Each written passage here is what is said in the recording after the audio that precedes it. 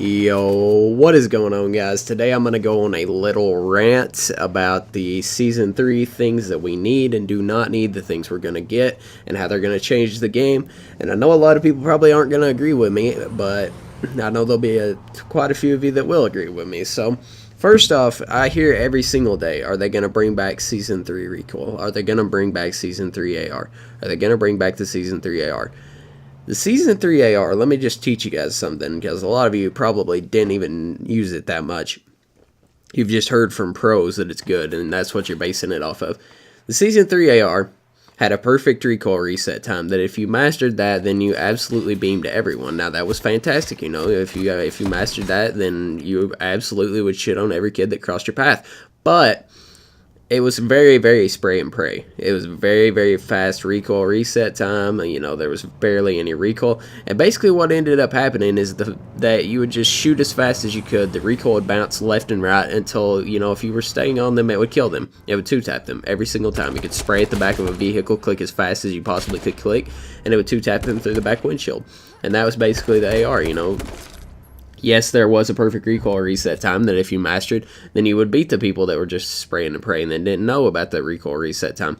But it still was a major issue with spraying and praying, you know. And I don't think that the AR will ever come back to what it was at that point, because the AR right now is a lot better than the AR was then. I'm just going to say that, you know. It doesn't have, you know, the major issue of people spraying and praying. You spray and pray with this AR, then it's not going to work for you. It's just not going to work. But a lot of people don't even talk about wanting the Preseason 3 AK back. That is what I would like to have. The Preseason 3 AK, I would absolutely die to have. The Preseason 3 AK had a perfect recoil reset time, just like the AR. It was a little dun dun dun dun dun dun dun.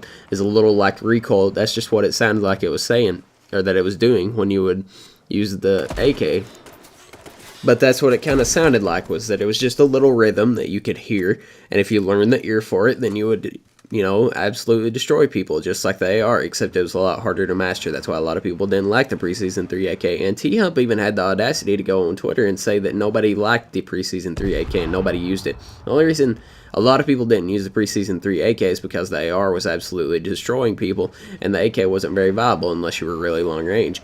Now, one other thing I want to talk about is the fact that they need to bring back this sniper that I'm using right now, because for God's sake, every person in matchmaking can, well, yeah, I guess I'll call it matchmaking, you know, it's basically matchmaking. Anyway, any person in any game can point and click, and the sniper rifle right now is absolutely ridiculous. We had a 28 kill 5s game. This Platinum kid goes to the crate, crouches down on it, throws a smoke, runs out of it, and he snipes me. He snipes me. I didn't think he even had the sniper. He snipes me, and then that's where we lost, because our other two teammates, you know, they got killed. They got sniped by him too.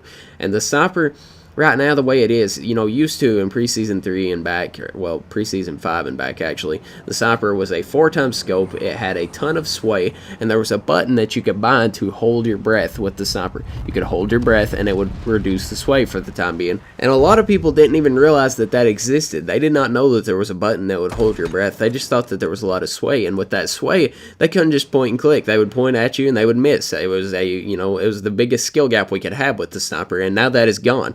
The sniper has virtually no bullet drop now, and it has no sway, and it is just ridiculous right now. You know, anybody that picks it up can point and click and shoot people in the face. It's way too OP the way it is right now. I don't know why they decided to get rid of, you know, sway, because that's the only skill gap we had with it.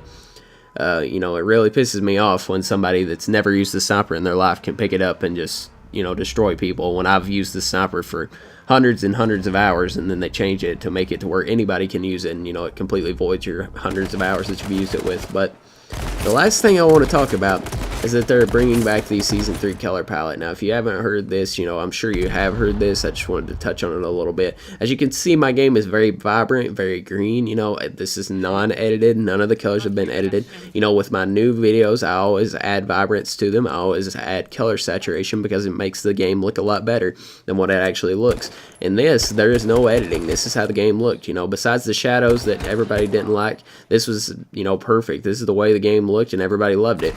And they're gonna bring that back. This is hopefully gonna be the exact color palette that there's gonna be in Z1. And I'm actually really excited for that because, you know, it won't feel as much like Z1 because it's obviously not the Z1 color palette. You know, it's really dark and depressing and foggy in Z1. But this does look really nice, and I think it'll work really well with Z1. You know, I'm really excited to see how it's going to turn out. They actually posted on Twitter today a screenshot of the Death Cabins Game Dev Cardo did. I'll throw that up on the screen now. And I'm really excited to be back on the Death Cabins. I'm not going to lie. You know, people have been tweeting at me asking how excited I am. I can't wait to land at the Death Cabins again. It's going to be a blast, and I hope they get that out to us soon. No, no set date has been announced yet of when it'll come out. Some people are expecting January to February. Some people are expecting later. Me, personally, I think it'll be around January, but we'll have to wait and see. Hope you guys did enjoy. If you did, make sure to leave a like and a comment, and I'll talk to you guys in the next video.